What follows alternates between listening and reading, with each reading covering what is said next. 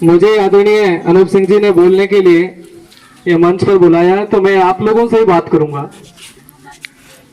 भारत का भविष्य आप हैं। पहले आदरणीय स्वरूप सिंह जी भारतीय जनता पार्टी के जिला उपाध्यक्ष ने आप सबको ज्ञान स्वरूप बातें बताई, पर आप छोटी उम्र के बच्चे हैं, उनकी दोहों वाली बातें आपके समझ में कमी आई होगी। तो मैं आपके लायक ही आपसे बात करूंगा। आप सभी इस देश के वो नागरिक हैं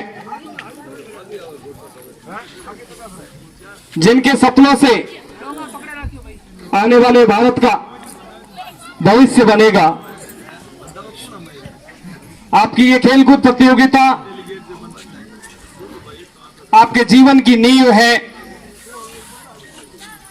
इसी नींव पर आप देश का भविष्य बनाएंगे। मेरी बात आपको समझ में आ रही है ना? पहले बातें तो बंद कर दो। आप सब बच्चे आने वाले भारत का वो ईंट के पत्थर बनोगे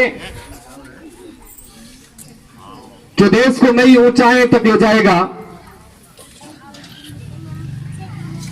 खेलकूद प्रतियोगिता व्यक्ति के जीवन का अहम हिस्सा होता है। खेलने वाला बच्चा शारीरिक रूप से स्वस्थ होता है, और जो व्यक्ति शारीरिक रूप से स्वस्थ होता है वही मानसिक रूप से स्वस्थ होता है।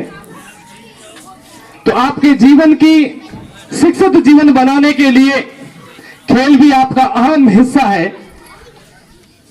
जितने भी अभी एक बच्ची जो 100 मीटर की रेस में प्रथम आई थी, उसकी शक्ल जोधपुर से एक पूजा बिश्नोई 8-10 साल की बच्ची है वो भी, और वो भी अंतर्राष्ट्रीय धावक बनने की सपने लेकर चल रही है। उसका एक इंटरव्यू मैंने देखा तो उससे पूछा कि पूजा तेरा भविष्य में क्या प्लान है? तो उसने कहा कि 2024 का जो ओलंपिक खेल होगा उसमें मैं राष्ट्र के लिए पदक लाने की कोशिश करूंगी। तो आप भी उसी पूजा बिश्नोई की तरह कई पूजाएं बनेगी जो देश के लिए पदक लाएंगे, और ये आपकी पहली शुरुआत है। और इस शुरुआत को आगे बढ़ाने की जिम्मेदारी इनकी समझ में कम है, इनके गार्जियनों को ज्यादा है कि मेरा बेटा या मेरी बेटी इस क्षेत्र में अगर अच्छा काम कर रही है तो उसको प्रोत्साहित करने की जिम्मेदारी हमेशा अभिभावक की होती है। हम पनिया लोग आ जाते हैं, समारोह में शामिल हो जाते हैं, पर बच्चा का भविष्य क्या है, किस क्षेत्र का है, कभी विचार नहीं किया है।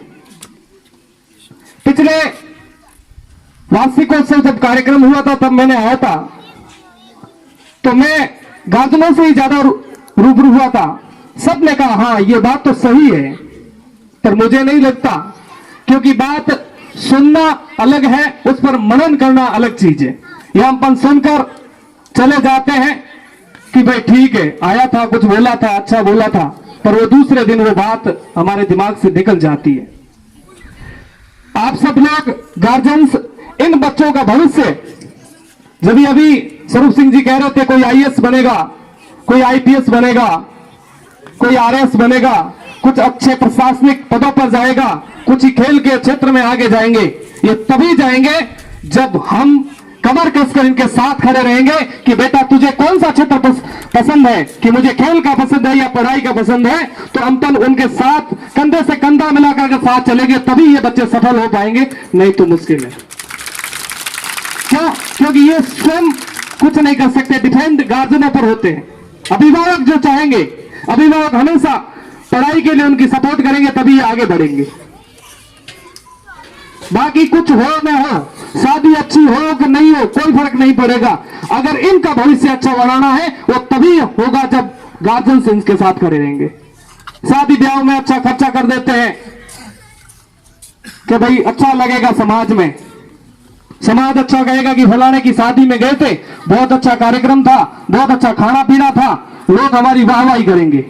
वो कुछ समय के लिए, सीमित समय की वाहवाही होगी। और अगर जिंदगी भर आपकी वाहवाही उठानी है तो बच्चों के भविष्य को बढ़ाइए, उनको सफल बनाइए।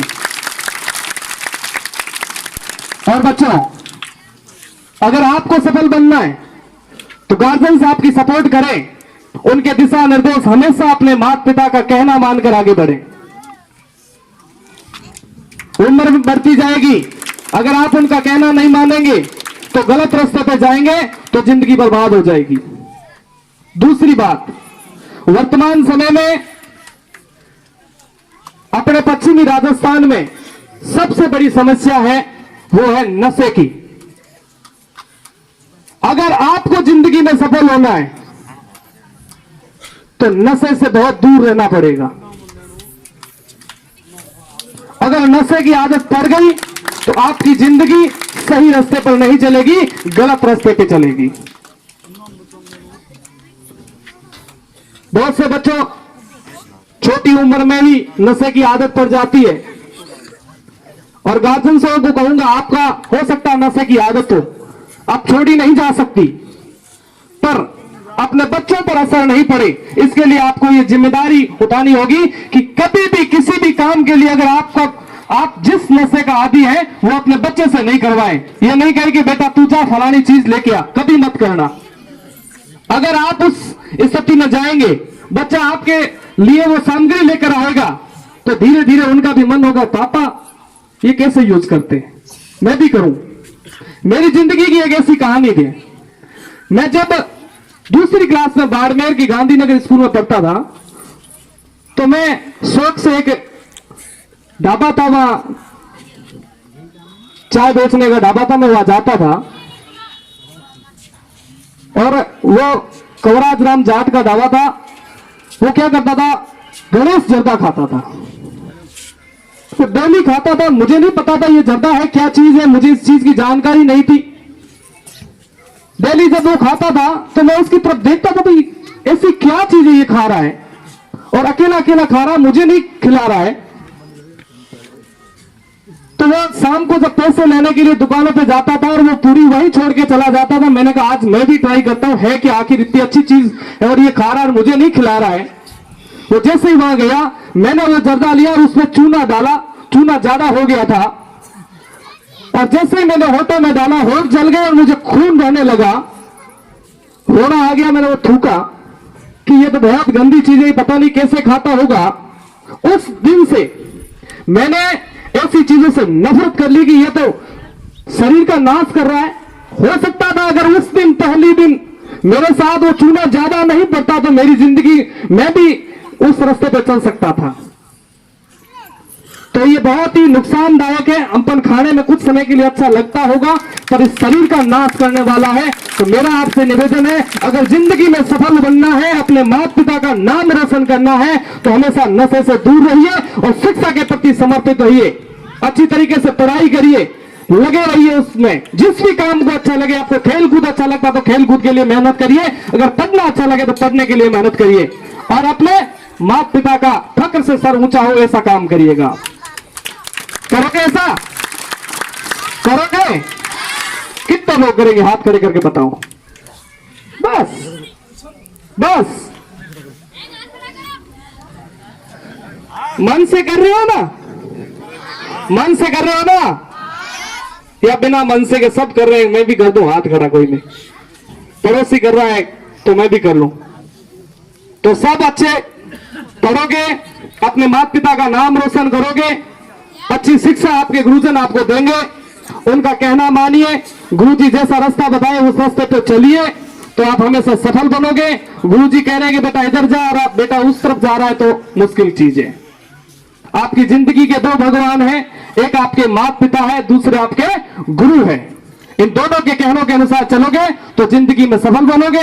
इनके कहनों के विपरीत चलोगे तो जिंदगी का नाश करोगे। अब निर्णय आपके हाथ में, आपको क्या करना है। सही रास्ते पे चलकर जिंदगी को अच्छा बनाना है या गलत रास्ते चलकर जिंदगी को गलत रास्ते में जाना है, ये आपकी जिम्मेदारी है। मेहनत करने वाला हमेशा आगे रहता है। एक छोटी सी कहानी मैं आप लोगों को बताता हूं, उसके बाद में अपनी बात को विराम देता हूं। एक मूर्तिकार था, वो किसी रास्ते चल रहा था और उसे एक पत्थर मिला। उस पत्थर को मूर्तिकार ने कहा कि हे पत्थर, अगर तू तकलीफ सहन कर सकता है तो मैं मेरे छेनी और हथौड़े से तुझे भगवान का रूप दे सकता हूं। पत्थर ने विचार करके कहा, यह पता नहीं कैसी तकलीफ देगा, मुझसे सहन होगी या नहीं होगी। पत्थर ने हाथ खड़े करके मना कर दिया कि नहीं, मुझसे तेरी तकलीफ सहन नहीं हो पाएगी। तो मिस्त्री आगे बढ़ता है, दूसरा पत्थर मिलता है, दूसरे पत्थर से भी वही बात कहता है, हे पत्थर, अगर तू मेरी तकलीफ सहन कर सकता है तो मैं तुझे भगवान का रूप दे सकता हूं। वो पत्थर सोच विचार के कहता है, थोड़ी तकलीफ से अगर भगवान का रूप मिलता है तो क्यों न इसकी बात सुन लूं। वो मिस्त्री अपनी सहनी और हथौड़ी से उस पत्थर पर वार करना शुरू करता है, काट छांट करना शुरू करता है। वो पत्थर धीरे धीरे उसकी तकलीफ सहन कर रहा है, पर एक सीमा के बाद में वो भी हाथ खड़े कर देता है कि भाई, मुझसे तेरी तकलीफ सहन नहीं हो सकती, मुझे माफ कर दे। वो मिस्त्री कहता है, भाई सुन ले, भगवान का रूप मिलने वाला है। उसने कहा, जाने दे भाई, मुझे भगवान का रूप नहीं चाहिए, मैं जैसा हूं वैसा ही रहने दे, मुझे माफ कर दे। तब वही मूर्तिकार आगे बढ़ता है, उसे तीसरा पत्थर मिलता है, उससे वही बात कहता है, पत्थर, अगर तू तकलीफ सहन कर सकता है तो मैं तुझे भगवान का रूप दे सकता हूं। पत्थर सोच विचार कर कहता है, हे मूर्तिकार, मैं तेरी तकलीफ सहन कर लूंगा, मुझे भगवान का रूप दे दे। मूर्तिकार फिर सहनी हथौड़ी से उस पत्थर को काट छाट शुरू करता है और आखिर में एक ऐसा पड़ाव आता है, उसकी भव्य मूर्ति बन जाती है। मूर्तिकार उस मूर्ति को वहां रखकर आगे बढ़ जाता है। आप जैसे हम जैसे लोग वहां से गुजरते हैं और उस मूर्ति के सामने अपनी आराधना पूरी करने के नमन करते हैं और किसी की आराधना पूरी हो जाती है तो लोग कहते हैं कि ये तो अच्छी चीज है, भगवान ने हम जो चाहते थे वो काम कर दिया, इसका मतलब यह एक मंदिर बनना चाहिए। मंदिर बनता है और मंदिर बनने के बाद उस मूर्ति का अनावरण होता है। अनावरण होने के वक्त कोई ब्राह्मण कहता है कि भाई एक ऐसा पत्थर ढूंढ के लाइए जिस पर आने वाला यात्रु नारियल फोड़ सके। लोग आसपास ढूंढते हैं, वह पत्थर मिल जाता है जिसने बीच में हाथ खड़े कर दिए थे कि भाई, मुझसे तेरी तकलीफ सहन नहीं हो सकती। वो पत्थर वहां लाके रख देते हैं। आने वाला हर यात्रु उस पर क्या फोड़ता है? नारियल फोड़ता है। क्या फोड़ता है? अब इस कहानी का मतलब यह है कि इस समय जो अपना स्वर्णिम काल है एजुकेशन लाइफ का, इस समय अगर हम तकलीफ सहन कर लेंगे तो एक समय अपना लोग पूछेंगे, ऐसा काम कर जाएंगे। और अगर हम बीच में हाथ खड़े कर लिए कि नहीं, अब 10वीं पढ़ ली, अब छोड़ दो, कोई मतलब नहीं है, तो उस पत्थर जैसे हाथ होंगे जिसने एक बार तो मूर्तिकार की तकलीफ सहन करके हाथ खड़े कर दिए थे, पर वो जिंदगी से भटक रहा है। आने वाला यात्रु हर दिन उस पर नारियल फोड़ता, हर दिन उसे तकलीफ सहन करनी है। अब आपको ये निर्णय है कि इस समय तकलीफ सहन करके जीवन को सफल बनाना है या जिंदगी भर तकलीफ सहन करनी है, आपके हाथ में।